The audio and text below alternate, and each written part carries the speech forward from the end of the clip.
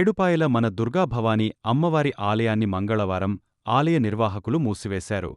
నేడు సంపూర్ణ చంద్రగ్రహణం సందర్భంగా ఆలయంలో అమ్మవారికి ప్రత్యేక పూజలు నిర్వహించిన అనంతరం ద్వారబంద చేసినట్లు ఆలయ నిర్వాహకులు తెలిపారు.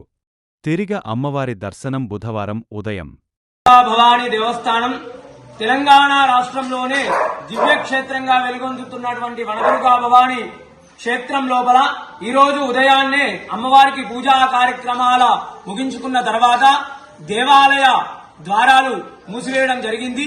ఈ రోజు కేతుగ్రస్త చంద్రగ్రహణం కారణంగా అమ్మవారికి పూజా కార్యక్రమాలు ముగించుకొని ఆలయ ద్వారాలు మూసివేయడం జరిగింది.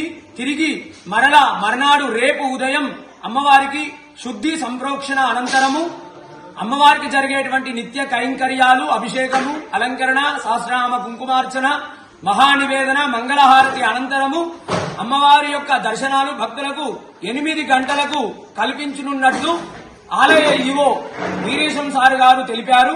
అదేవిధంగా మకా పుబ్బా నక్షత్ర జాతకులు, అదేవిధంగా కర్కాటక సింహరాశుల వారు ఈ యొక్క గ్రహణాన్ని చూడరాదు.